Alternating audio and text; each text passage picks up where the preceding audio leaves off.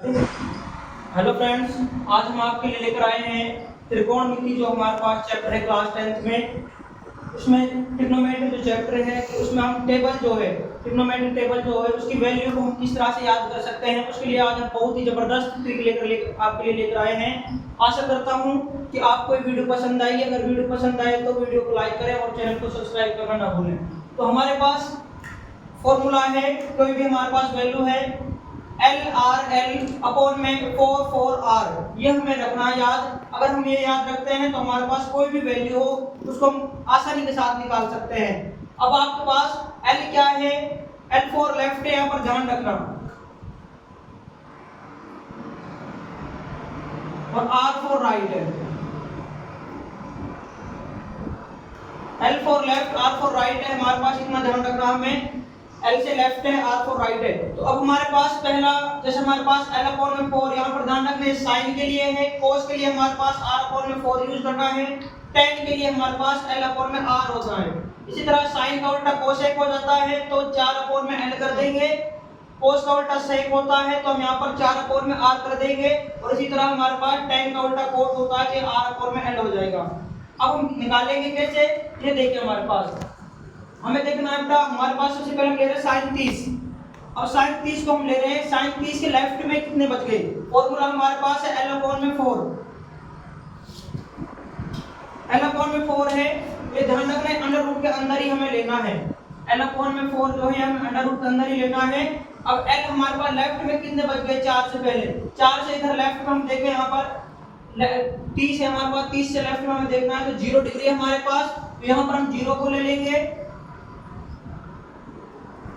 ठीक है, 0 हम बात करें 30 से पहले हमारे पास सिर्फ 1 है, तो यहाँ पर 1 बच रहा सिर्फ 0, तो हम यहाँ पर 1 आ जाएगा ऊपर, और बटे में 4 फॉर्मूले के अंदर ही ये हमारे पास ये रूट के अंदर रहेगा। और तो ध्यान रखना स्टूडेंट, जो 1 है वो 1 में खुल जाता है, 1 का स्क्वायर रूट हमारे पास जो यहाँ पर है, तो 1 में खुल जाएगा और 4 2 में खुल जाएगा हमारे पास, तो आंसर हो जाएगा हमारे पास 1/2। यानी हमारे पास sin 30 की वैल्यू 1/2 होती है। तो हमने बहुत ही आसानी के साथ हमने निकाल लिया कि sin 30 की वैल्यू 1/2 होगी, किस प्रकार से होगी हमें चेक करना है। अगला अगर देखें हम दूसरा, हमारे पास sin का ही ले रहे हैं, sin के लिए हमारे पास फॉर्मूला वही रहेगा L अपॉन में 4 रूट के अंदर।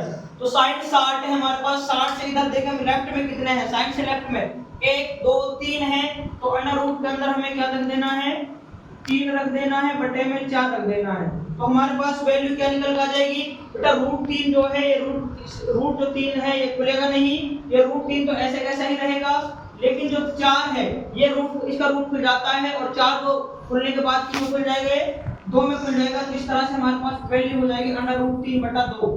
तो बहुत ही आसान ट्रिक है हमारे पास, जिसके कारण हम बहुत ही कम समय में ट्रिग्नोमेट्री टेबल को हम निकाल सकते हैं।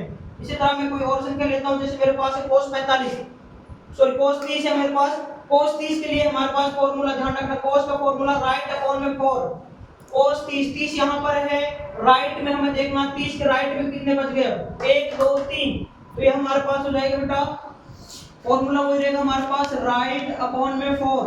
तो राइट में कितने हमारे पास 30 के राइट में 3 थे हमारे पास, तो अंडर रूट के अंदर दोनों रहेंगे हमारे पास, तो 3 अपॉन में 4 हो जाएगा हमारे पास। तो फिर उसी तरह जैसे पिछला क्वेश्चन था हमारे पास, तो रूट 3 का जो हमारे पास है ये खुलेगा नहीं, रूट 3 तो ऐसे कैसे ही रहेगा, और 4 जो है ये 2 में खुल जाएगा, क्योंकि 4 जो है वो 2 का स्क्वायर है, तो 4 2 में खुल जाएगा हमारे पास। इस तरह से आंसर हो जाएगा हमारे पास, इसकी वैल्यू हो जाएगी अंडर रूट 3/2। जो sin 60 की वैल्यू होती है वही cos 30 की वैल्यू होती है। अब अगली संख्या अगर मैं लेता हूं यहाँ पर cos 0 को अगर मैं यहाँ पर ले रहा हूँ, तो cos 0 की वैल्यू क्या रहेगी बेटा, हमारे पास 0 यहाँ पर है, फॉर्मूला हमारे पास है राइट अपॉन में 4, cos 0 के राइट में कितने बच रहे हैं हमारे पास, 1 2 3 4, तो रूट के अंदर हमारे पास क्या हो जाएगा, 4 अपॉन में 4। तो बेटा ध्यान रखना, ऊपर वाला 4 है ये भी 2 में खुल जाएगा, नीचे वाला 4 है ये भी 2 में खुल जाएगा, और 2 एकम 2, यानी इस तरह से हमारे पास आंसर हो जाएगा 1। तो cos 0 की वैल्यू हमारे पास 1 हो जाएगी। बहुत ही आसान ट्रिक है हमारे पास, जिसके कारण हम बहुत ही आसानी से वैल्यू निकाल सकते हैं। अगला हमारे पास है tan 45। tan 45 की जो वैल्यू हम निकालेंगे बेटा, तो ध्यान रखना हमारे पास है tan के लिए फॉर्मूला क्या है, L अपॉन में RN, लेफ्ट अपॉन में राइट, जितने लेफ्ट में बच गए अपॉन में रखना है, राइट में जितने बच गए।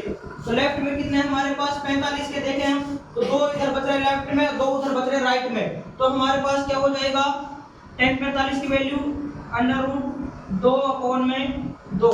तो बेटा हमारे पास इसको हम इस तरह से भी लिख सकते हैं √2 अपॉन में √2, और √2 से √2 काटेंगे तो 1 कट जाएगा। इस तरह से हमारे पास tan 45 की वैल्यू हो जाएगी हमारे पास 1। इसी तरह हम अगला लेते हैं tan 30। tan की वैल्यू हमारे पास, tan के लिए फॉर्मूला हमारे पास क्या यूज हो रहा है, लेफ्ट अपॉन में राइट। 30 है हमारे पास, अब की बात लेफ्ट में कितना बच रहा है, 1 बच रहा है, राइट में कितना बच रहा है, 3 बच रहा है। तो हम क्या कर देंगे यहाँ पर अंडर रूट के अंदर 1 बटे में √3, 1 अपॉन में 3। तो बेटा ध्यान रखना, एक जो है 1 का स्क्वायर 1 होता है, तो 1 तो 1 में खुल जाएगा, लेकिन जो √3 है किसी का रूट खुलेगा नहीं, इसलिए √3 के अंदर ही हमारे पास रह जाएगा। तो इस तरह से हमारे पास tan 30 की वैल्यू हो जाएगी 1 बटा √3। इसके बाद हमारे पास cot 45 है, तो cot 45 के लिए फॉर्मूला इसका उल्टा हो जाता है, क्या हो जाएगा, राइट अपॉन में लेफ्ट।